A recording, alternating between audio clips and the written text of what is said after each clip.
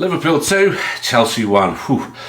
Another nail biter there. I've got to admit my bottle was going at the end. But it's another win, 10 wins out of 11. An amazing start by Slot and the team.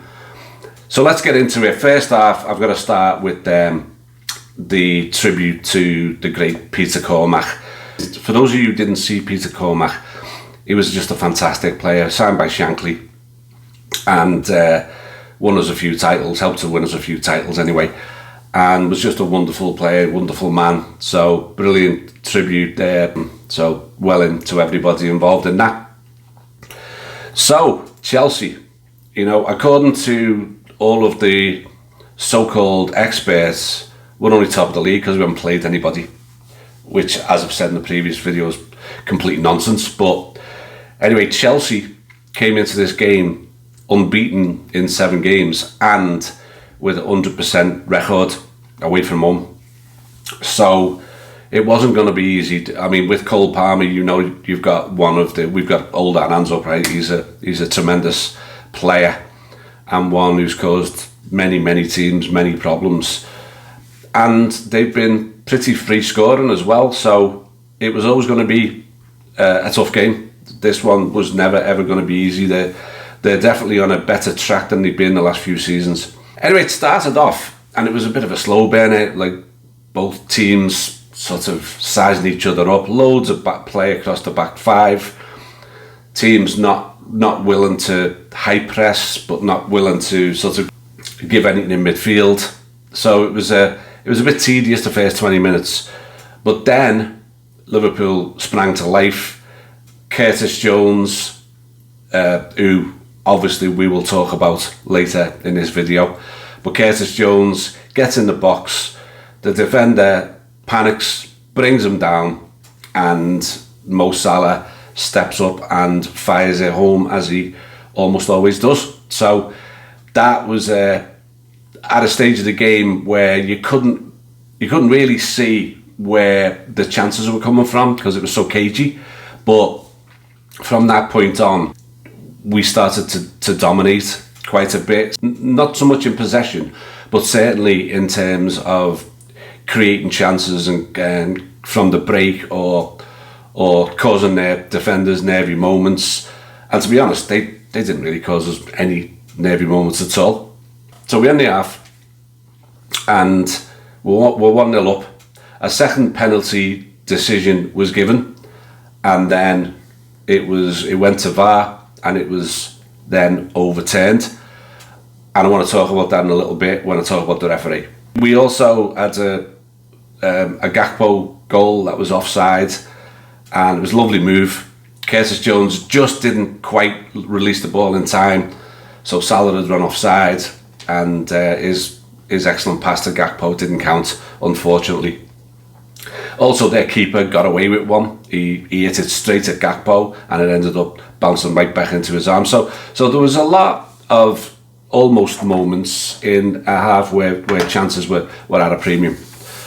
So second half, there was an amazing stat that when Liverpool are ahead at half time at Anfield, we are now unbeaten in 147 games with 134 wins and 13 draws going back to 2009.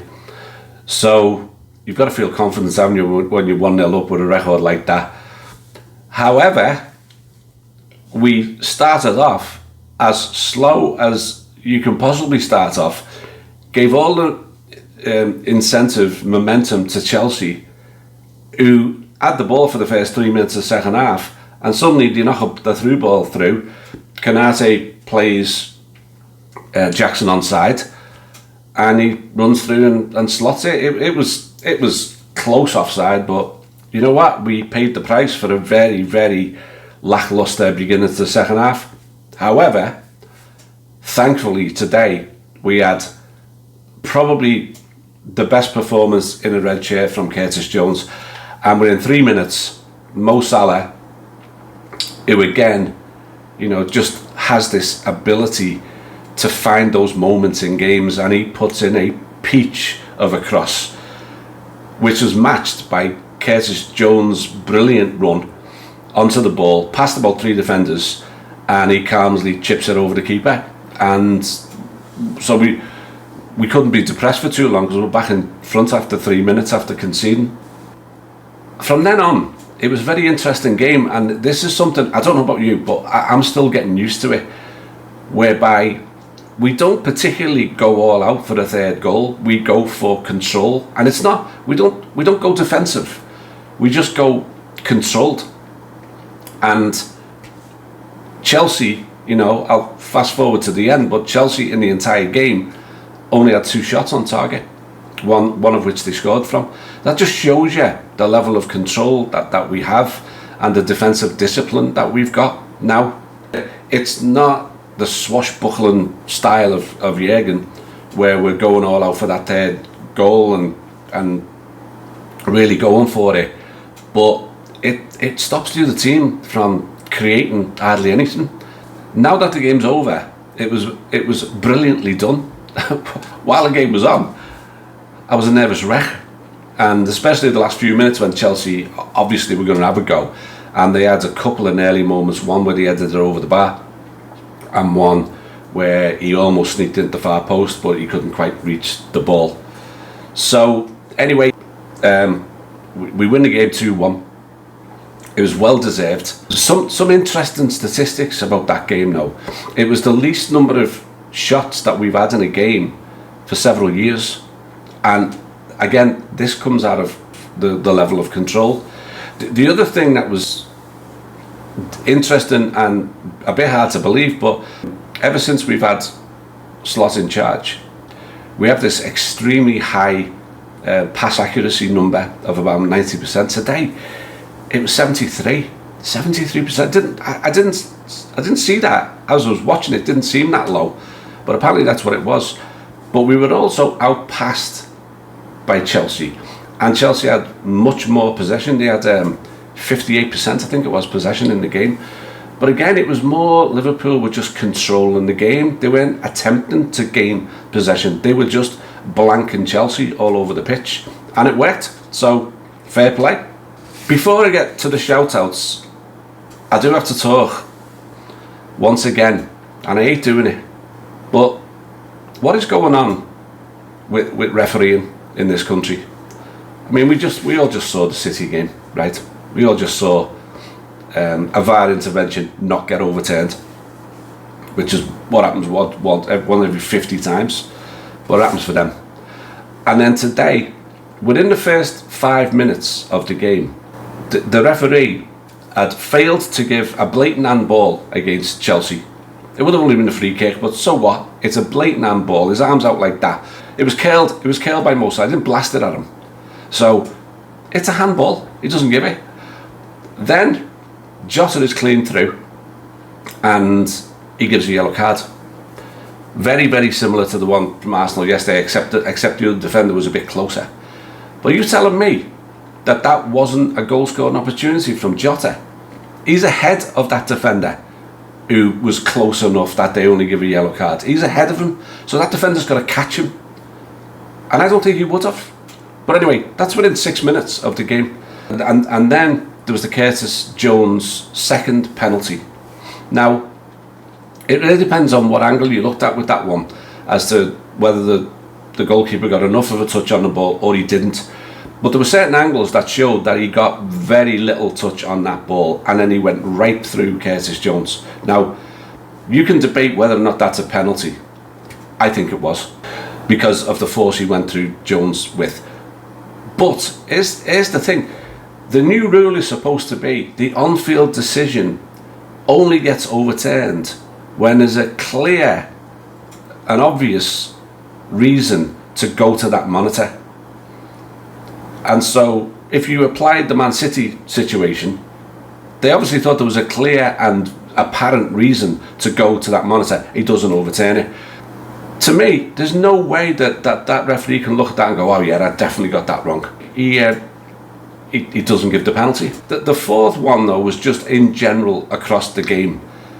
The number of fouls he gave to Chelsea that weren't fouls, the number of times he gave decisions that had you scratching your head. I mean, the normally calm Slot was going berserk on the touchline, as was I here. I'm sure you were as well.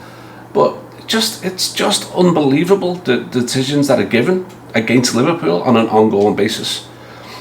And then to cap it all, can anybody explain to me why 7 minutes was added? But do you think 7 minutes would have been added if Chelsea were 2-1 up, given that exact same game?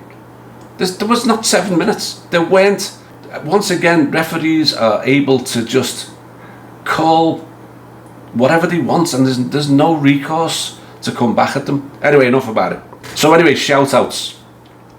The number one, the obvious one, is new daddy, Curtis Jones. Been a dad for a week. Congratulations, lad. You're in for a treat with your little girl. My God, did he play with a smile on his face? I think that was his best performance in a red shirt, and he was loving it out there. He started it all off in minute 3, where he was being challenged about 25 yards out on our own box, heavily challenged, and he spins away, gets past another player, gets himself into space, and away he goes. And that was his whole game today.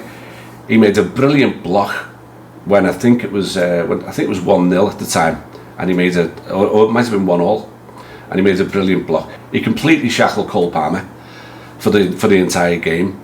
He won a penalty. He should have won 2 penalties, and he scored a fantastic goal. So Curtis Jones, well in, lad. You keep playing like that, lads. You're making it. And one of the moments of his interview after, when he was asked about that second penalty, whether or not he thought it was a penalty, and he said to the interviewer, "I can't really say if I'm honest, lad." It is like a Scouse accent, and it was just brilliant. Anyway, second shout out, Mo Salah. Once again, 2 goal involvements. The assist was absolutely brilliant, and he gave another pass in the second half, crossfield to Gakpo. That was so visionary. It was absolutely superb. If it ended up in a goal, we'd be watching that pass over and over and over again, because it was that brilliant. But once again, a goal and an assist against Chelsea. Another big game, another big goal, another big assist. He just keeps doing it. So get the bleeding contracts done with you, Liverpool, for those 3 players. Third one I want to call out is Trent, who gets grief, and has had it from me as well, for his defensive performances. But he had Sancho in his pocket today. Sancho didn't do a thing and was subbed at half time. Neto came on, did give him more problems, and Neto always seems to give us problems, but Trent did well. It was only one time he was skipped past too easily, but in general his defensive game is looking far more solid. He's clearly not getting as advanced as he's used to being, especially against informed teams in the upper half of the league, but his defensive work was quite stellar today. The fourth one, I don't normally do a shout out for the fans, but they're brilliant today. They were brilliant before the game, brilliant with the Cormac tribute, brilliant with the You Never Walk Alone. But even when we were 2-1 and not creating much because of that control I mentioned earlier, they were completely roaring on that team. There was no nervous howls of derision, worry whenever a pass went astray. They were roaring the team on. As Arne Slot said, by the way, probably aided and abetted by the referee, because the crowd were just going ballistic at some of the decisions they were seeing. But well in to all Liverpool fans who were at Anfield today, he was superb. So there we go, 10 wins from 11, unbelievable. We're clear at the top. We got the most wins. We've got the best defence. We've still only conceded 3. We got 100% away record, and we got the best goal difference of +12. We're 1 point clear of City, should be more, and we are now 4 points clear of Arsenal, who just happen to be our next league away game. And what an opportunity that is to really put some daylight between us and them. it's a big game. We all know that. But before that, we've got Leipzig on Wednesday away in the Champions League. So I will see you after that. You never walk alone. All the best. Cheers.